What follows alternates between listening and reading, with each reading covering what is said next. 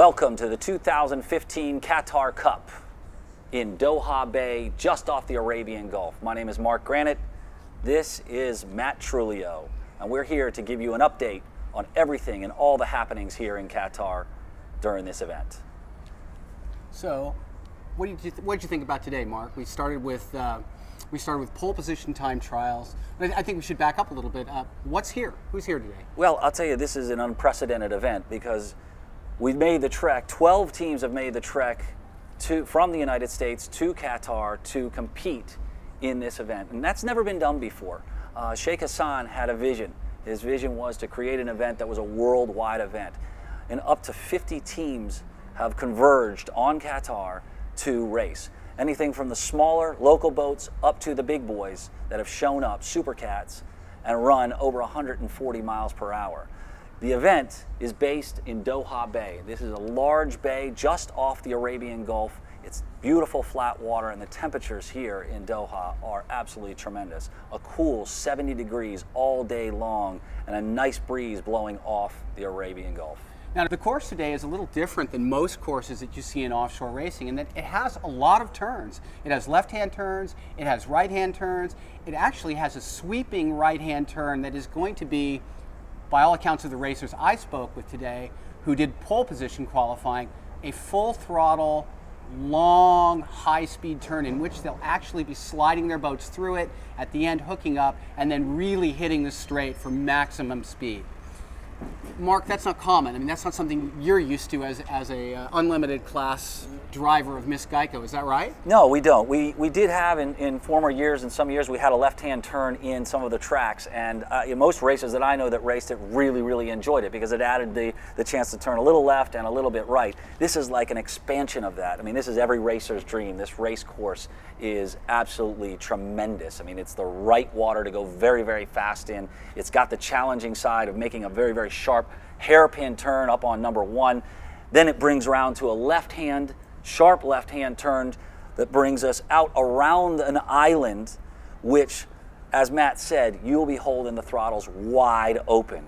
Both a driver and a throttle man's dream. You lift the boat up in the catch, you lift up these V-bottoms, and you begin to drift, as you would see a drifting thing. The boat actually, as I drove the boat today on the track, you actually drift this boat sideways around this course. It's amazing. And unbelievably, watching the American boats that have just come over here, who really don't race this type of course, they took to it perfectly. They raced amazing today in the time trials. But we'll get to the time trials and how that formed up a little bit later. First, I want to talk to you a little bit about how we got here and what we did.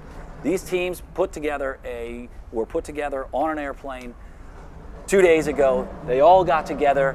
We flew over here. They found their boats. They got to work on their boats immediately. Once they started to figure out that, hey, this is just a different place and there was really nothing different about the water itself, they fell right into what they know. Yeah, that's right. They immediately became race teams. You know, actually the boats ended up being shipped with logistical support from GAC Pindar almost 4 weeks ago from the United States. That's one thing it's a big difference for the United States racers to come over here, run. Water is water, right? But this is water 10,000 miles away from home. So immediately they were able to pick it up, get in there. The guys set up yesterday. The guys who were most ambitious actually went out and tested. It was just before dark. The other thing that's really unusual for these teams, in domestic offshore racing, we don't do qualifying. We don't do pole position. That's very much a European/international standard. Now they're doing it, and I think two things happened today. One, we determined which boats and which classes were the fastest, and they're all going to be ordered in the starting grid, and we also were able to give each team a little bit of practice time, a little bit of setup time. I think teams that maybe didn't do as well still benefited today just from being able to do 3 laps on this course. You think that's fair? No question about it. Listen, the power to be able to run a race course before you go out and race it gives you the ability to look and see where those pins are. And one of the tricks that racers use is as they look at a pin, they kind of look at the buildings and the backdrop behind it, and in their mind they go through the motions of, hey, this is where I need to have this boat. This is where I need to have this boat. The racers that I spoke with that went out to actually run this course the first day came back, and their anticipation and their excitement just only grew about what the potential was, how fast they could possibly go on this course. You could see all of the wheels turning. This morning was just as busy as they came down, made final changes to their setups to go out and go for the time trials today. Yeah, Mark and I were very fortunate. Just before the sunset today, we went out in the outer limits, the 43-foot outer limits, which is, by the way, the world's fastest V-bottom with a kilo record of over 180 miles an hour. Steve Curtis, very famous veteran offshore racer, took us for a ride, and we got to run the course, and it is so interesting. There are so many nuances and turns, and we mentioned that before. Tomorrow is the first of 2 races, and tomorrow is where these guys get to really hang it out. What are you looking for tomorrow? What do you see happening with the outboard class? They qualified how today? And what's sort of the top 3? Who are the 3 fastest boats? Well, the outboard class ran today. In fact, I just got these results in. They were just sent over to me. The outboard class was an interesting class because this class was put together to run under factory engine rules. That means the engines have to be as they would come from the factory. Now, most people who follow this class know that there's an XCAT class and then there's US racing. US racing tends to be more of the factory style. The XCAT allows some modifications, and the teams that run over in the Mideast are very, very quick boats. They have a lot of experience. They run in packs of 10 to 15 to sometimes 20 boats. Veteran racer Gary Ballou races over here quite frequently, is used to those rules and is able to bounce back and forth. He's got an excellent advantage here as he looks at these types of races. But the disadvantage has to have come with the UAE teams and the teams that are running the XCAT class that had to make the transfer in just 2 short days to running a factory setup. The onus was on them to come up to essentially the rules that the US racers race under. Stock power. Completely stock power as it would come from the factory. So what you saw in the pits was a flurry from these teams trying to figure out what that setup is. And everybody knows if you're racing, it doesn't come very easily. It comes, you know, it takes time to figure out when and how a boat is going to work. Well, and the advantage that these teams have, it's sort of a mitigating factor, is that they are the most practiced, experienced offshore racing teams in the world. I mean, the Victory team spends more time on the water than any other team that I can name, as far as I know.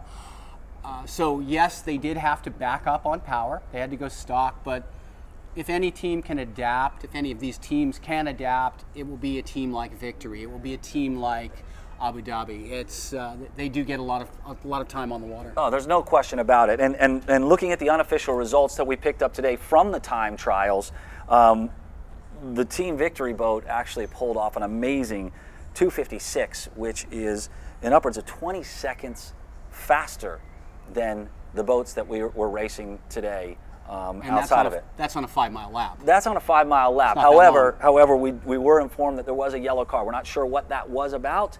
It could have been a missed buoy.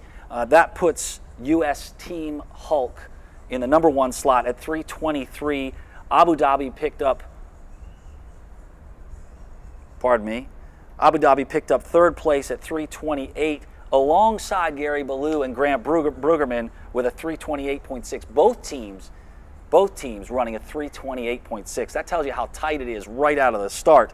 Spirit of Qatar ran a 3:30. Peters and Mays ran a 3:34. Wicked Performance ran a 3:44, and LA Marine ran a 4.0.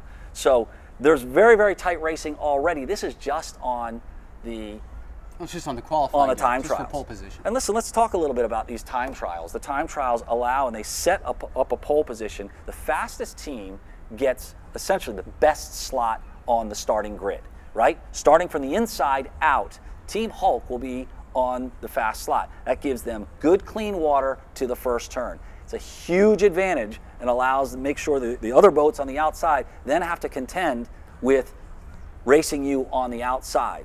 very, very quickly this course turns to a left-hander. So if you are second, it quickly puts you into a tight position on a tight race course. So pole position is a very, very important tool for a race boat to earn and win to get ahead. And then the bigger cats. The bigger cats, how did they finish? Well, the big cats that were out there. In pole position. Yeah, well, let's really talk about who we've got out here. We've got Spirit of Qatar 20. That's Billy Moore and Ali Al-Nima. That's a fast boat. It's a very, very fast boat. These guys have a lot of experience together. We know how fast the boat is. We've all watched it race. We've got Fast Boats Racing for Cancer, Randy Swears. Another very fast boat. Another very fast boat. Those guys are notorious for laying back a little bit on the start and then beginning to push harder as the race goes on. We've all seen that boat go unbelievably fast in other races throughout the year over on the U.S. side. Pursue Cat Racing or Thorndon Bearings. Listen, this is a rudder boat with a shaft drive. This boat should theoretically be able to perform in here. You have got a boat that has the ability. Paul Boudreau, Jay Price, who races for the Victory team, by the way, in XCAT, here trying to show their stuff. That boat has got a little bit of a heavier weight to it, but it's got a rudder and shaft thing. So theoretically, they should be able to slide this very, very nice. Moving into some of the other big boats. Well, two more boats to talk about. Very important. Two V-bottoms, a Fountain and an Outer Limits. Both American-built boats, both very fast. Twisted Metal has been extremely fast. That is the Fountain boat. The Outer Limits I spoke of earlier, that is the 43-foot Outer Limits. It currently holds the world kilo record at over 180 miles an hour. Both of these boats have veteran drivers and throttlemen. I wouldn't want to try to pick a winner, but the best thing is they've got two races. Tomorrow they have the race, and then on Saturday they have another race for double points. So what happens tomorrow is important, but what happens on Saturday is even more important. You can make up ground in that double points race on Saturday. So, it's anybody's guess. Everybody's fast here. These are the best offshore racers in the world. I don't know about you, Mark, but I have to tell you, I mean, I'm not only excited about that, but seeing Motley Crue back out on the water. You got Ron Roman racing with Dan Lawrence out there. You got Stancomb. Those guys are out there running hard today. Back on the water. I mean, just anybody who's watched those guys run, they haven't forgot a thing. They were really nailing this race course. Pro Floors Racing out of New Zealand. Chris Hanley, Wayne Valder. That boat is a 34 skater, and it is fast, fast, fast. So those guys did tremendous today. They could be the most serious offshore racers They were pretty serious seeing those guys they don't on smile the thing a lot. out there. But look, the bottom line of all this stuff is this. The race course is fast. The race boats are fast. The racers are driven. And what you're going to see tomorrow is these guys continuing to get their feel of these race boats. What you're going to see on Saturday is going to be an all-out war. Because as they get comfortable in the boat, as they know what they can do, they begin to up their game even farther. So stay with us, because the racing that is coming to you from Doha Bay is going to be spectacular.